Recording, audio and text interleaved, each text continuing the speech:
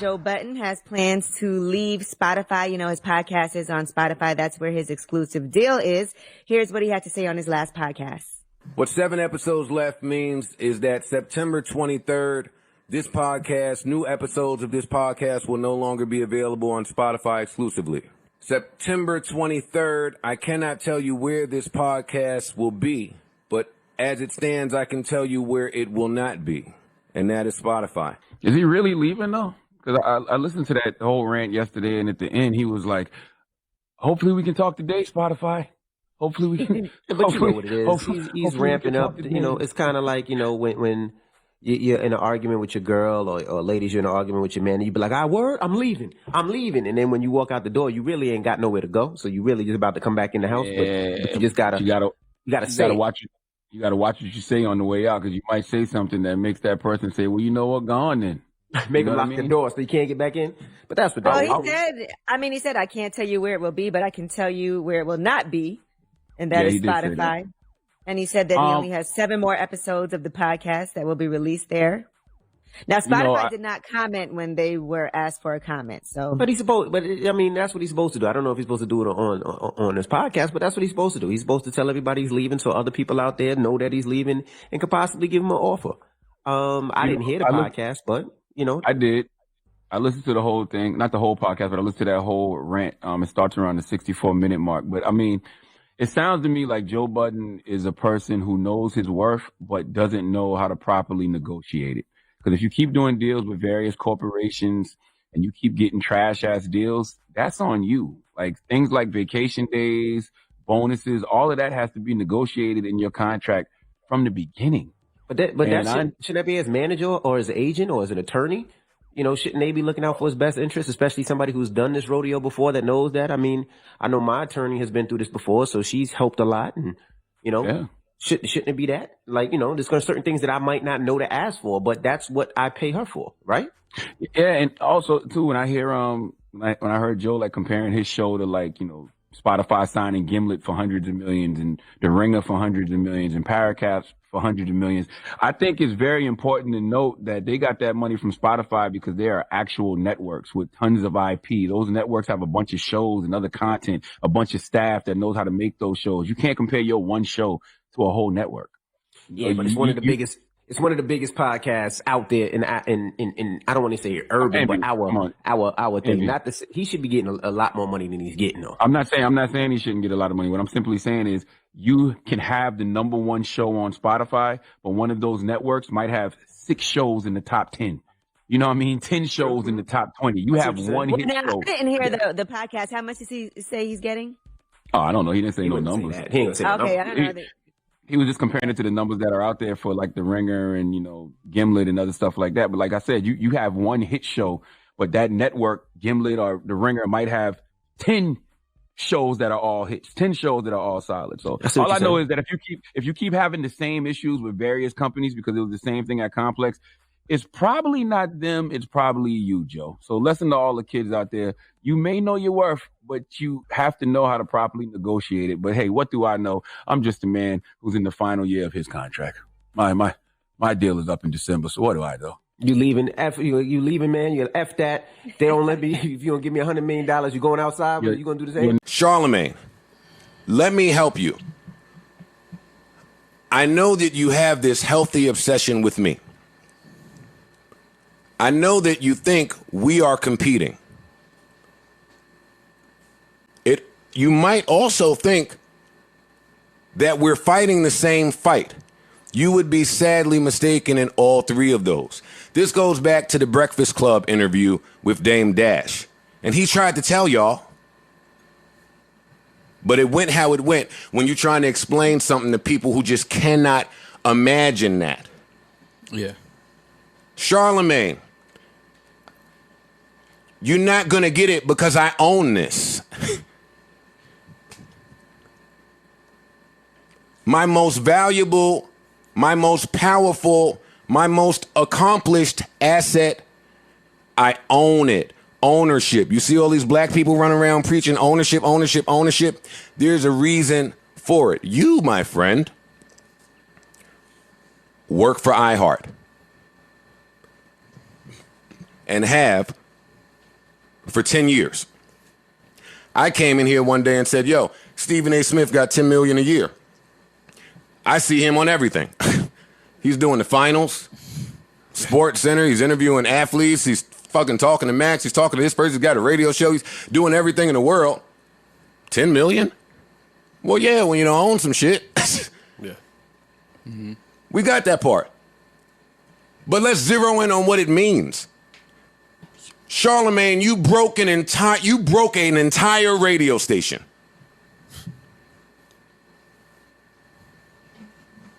Number one, morning drive. 10 years in a row.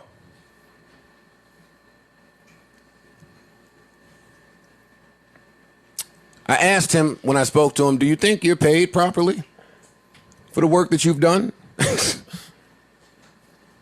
How much y'all make up there? You ain't got to answer it. You don't have to answer it. I know, y'all know. Go to sleep and think about it.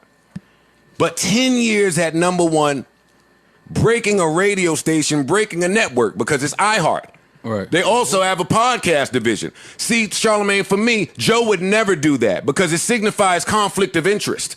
Whoa, the radio has a podcast department.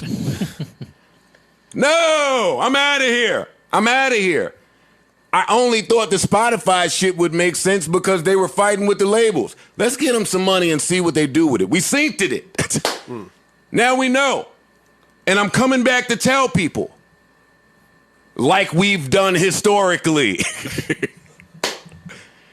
This has always been who we have been.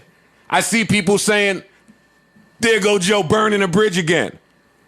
There's oppression on the bridge. Years ago, I was like, yo, why Cap want to be in the NFL if the NFL is wild? They would have to make changes first. And that's what he ain't in. He ain't trying to be in. He's still trying to affect change on the outside. I cannot have somebody with a voice as powerful as you just be misinformed on shit. 10 years, y'all number one. How are you paid? I'm listening to your fucking ads. We're not having the same fight behind the scenes. It looks the same, but it's not the same. Don't be fooled by the cross streets. I'm walking this way. You started your YouTube page in 2019 of August. I'm behind the scenes saying no.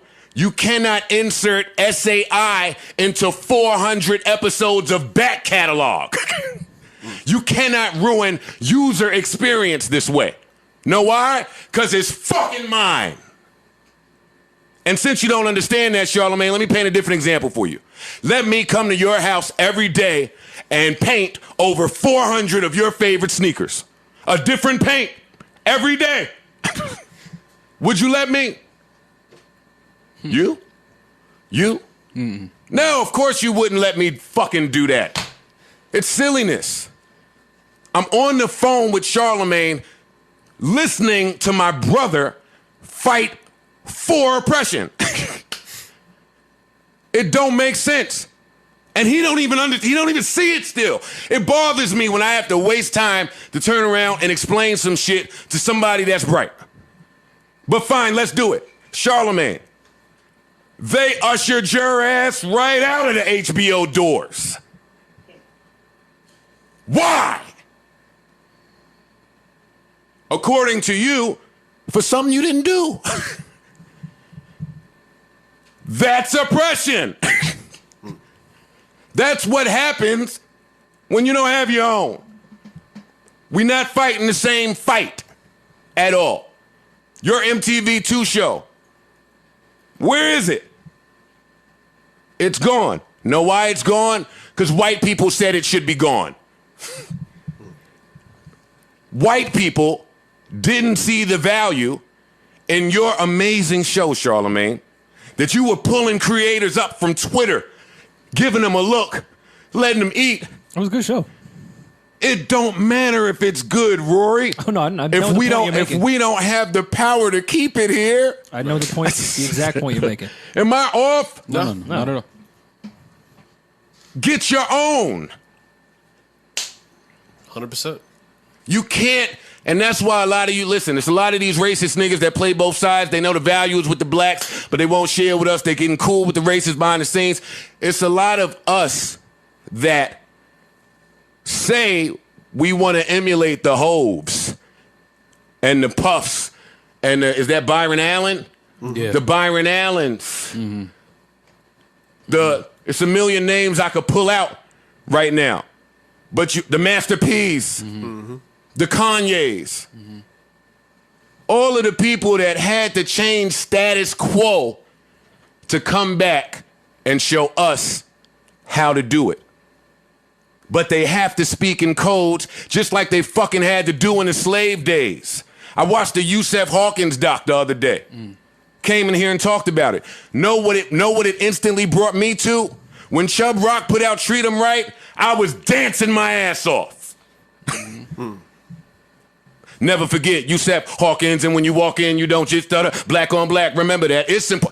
Mm-hmm. I was a kid. Right. My brother, who I did not know, was coming to talk to me. Public Enemy, Fight the Power, Marvin Gaye, What's Going On, Sam Cooke, A Change Gonna Come. This is not new. Every decade is us speaking through our mediums, alerting our people as to what is going on. I cannot have someone as powerful as you be as ignorant as you fucking sound. You too important. Your voice too loud. Imagine if it was another nigga moving like me and you doing that over at iHeart. Imagine what happens. Shout out to everybody choosing to do it whatever way they see best fit. I'm not angry at you. My issue comes when you use your very powerful voice to shit on something that you just will never understand. Like Dame sat there and said to you, yo, if you're not funding your shit, we're not having the same talk. I'm funding this. Right. Charlemagne, you've been number 1 10 years at iHeart, fucking mass media conglomerate. And you're just talking your network. But you're not paying for nothing. So what splits are you about to get? That's what Spotify said to me, Charlemagne. They said, hey, we want to participate in something that we're not building. And I said, no. I've never asked for anything. I've never asked for anything. There's been no negotiation because there's nothing to negotiate. I'm looking at how you treat people. What is there to discuss? I came here for information. This entire time you've been giving me information. You approached me 8 months into the joint. Hey, here's a new deal I want to fuck you in. We said no.